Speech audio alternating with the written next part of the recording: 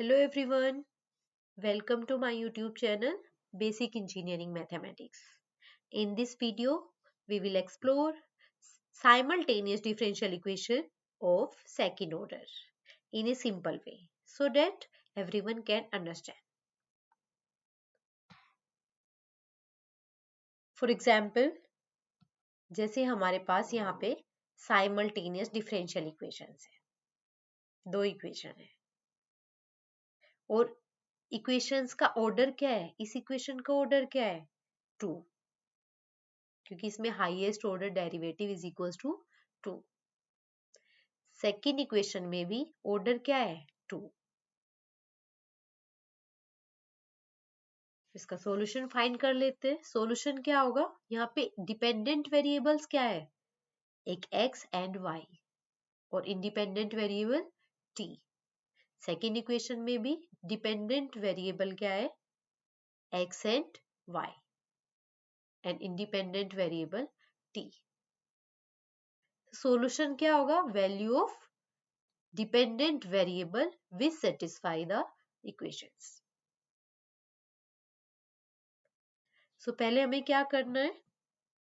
जो given equation है उसको कैपिटल डी की फॉर्म में ट्रांसफॉर्म करना है। सो एज्यूम कर लेंगे d by D T is equal to capital D. So first equation क्या आ जाएगी?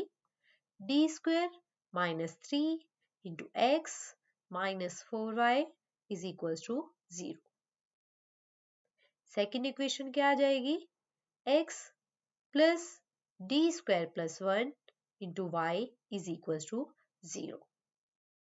हमारे पास दो वेरिएबल है x एंड y, दो ही इक्वेशन है, इसको सोल्व कर लेंगे और x एंड y की वैल्यू फाइंड कर लेंगे।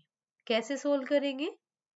या तो हम x के कोफिशिएंट को इक्वल कर लेंगे और सब्ट्रैक्ट करके टर्म्स को कैंसिल करके y की वैल्यू फाइंड कर लेंगे, या फिर y के कोफिशिएंट्स को इक्वल कर लेंगे दोनों इक्वेशन में और x की वैल्यू फाइंड कर लेंगे। सो यहाँ पे हमने इक्वेशन सेकंड में डी स्क्वायर माइनस 3 को ऑपरेट कर दिया है। सो सेकंड इक्वेशन क्या आ जाएगी? D square minus 3 into X plus D square minus 3 into D square plus 1 Y is equal to 0। Now अब इक्वेशन 1 में से इक्वेशन थर्ड को सब्ट्रैक्ट कर देंगे। सो x की जो टर्म है वो कैंसिल आउट हो जाएगी, y की टर्म्स बचेगी, क्या आ जाएगा? Minus 4y minus D square minus 3 into D square plus 1 y is equal to 0। इसको सिंप्लीफाई कर लेंगे तो क्या आ जाएगा? d power 4 minus 2d square plus 1 into Y is equal to 0। ये किसका होल स्क्वायर है? d स्क्वायर माइनस 1 का whole square into Y is equal to 0। तो ये इक्वेशन हमारी कौन सी इक्वेशन है? Linear differential equation with constant coefficient. इसका सॉल्यूशन क्या होगा? y is equal to complementary function plus particular integral. क्योंकि यहाँ पे राइट साइड जो है वो फंक्शन q 0 के इक्वल है तो pi इज इक्वल टू क्या होगा? 0।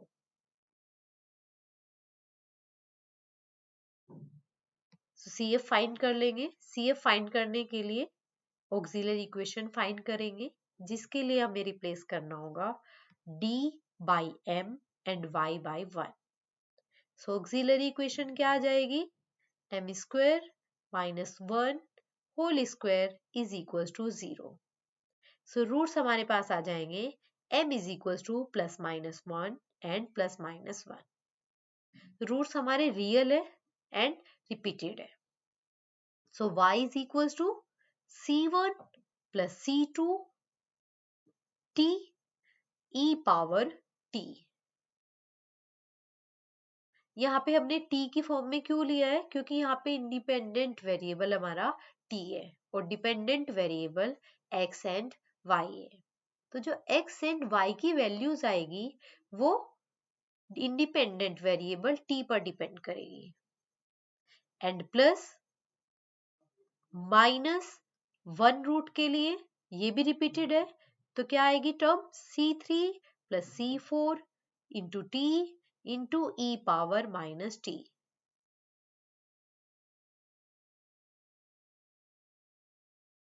नाउ अब जो x की वैल्यू है, y की वैल्यू है, वो अगर हम यहाँ पे सेकेंड इक्वेशन में y की वैल्यू पुट कर देते हैं जो हमने अभी फाइंड की है, तो हमें क्या मिल जाएगा, x की वैल्यू। सो यहाँ से x इज इक्वल टू, ये टर्म इधर ले जाएंगे, क्या हो जाएगा, -d² प्लस 1 इंटू वाई, ये आ गया है, ये ऑपरेटर अप्लाई कर देंगे y पे, सो क्या आ जाएगा, -d² एंड -y। जो हमने अभी y की वैल्यू फाइंड की है वो हम यहाँ पे पुट कर देंगे। सो -d² value of y and minus value of y। Now d² का क्या मतलब है, 2 टाइम्स डिफरेंशिएशन। सो हम एक बार डिफरेंशिएशन करेंगे। सो पहले डिफरेंशिएट करते हैं इस टर्म को, दो फंक्शन की मल्टीप्लीकेशन है, so by part rule apply कर लेंगे। First function as it is, differentiation of second function, e power t का differentiation e power t and plus second function e power t as it is, first function c1 plus c2 t, इसका differentiation क्या होगा t के respect में, c2। Now plus same rule यहाँ पे apply करेंगे, by part rule, and differentiate कर देंगे एंड माइनस ये value as it is. Now अब अगेन डिफरेंशिएट करेंगे इन सभी टर्म्स को, यहाँ पे भी बाई पार्ट रूल अप्लाई करेंगे, यहाँ पे दो फंक्शन की मल्टीप्लीकेशन है and plus c2 e power t का डिफरेंशिएशन e पावर t। इसके बाद इन सभी टर्म को सिंप्लीफाई कर लेंगे, e पावर t की टर्म्स को कंबाइन कर लेंगे एक साथ और e पावर -t की टर्म को एक साथ लिख लेंगे। सो x इज इक्वल्स टू क्या आ जाएगा, -2c1 plus 2c2 plus 2c2t and into e power t and plus 2c3 minus 2c4 plus 2c4t into e power -t। सो ये x की वैल्यू आ गई है। सो जो कंबाइंड रिलेशन है x की वैल्यू एंड y की वैल्यू जो हमने फाइंड की है, वही क्या है, हमारी गिवन इक्वेशन का रिक्वायर्ड सॉल्यूशन है। Thank you all. If you like my video then subscribe my channel.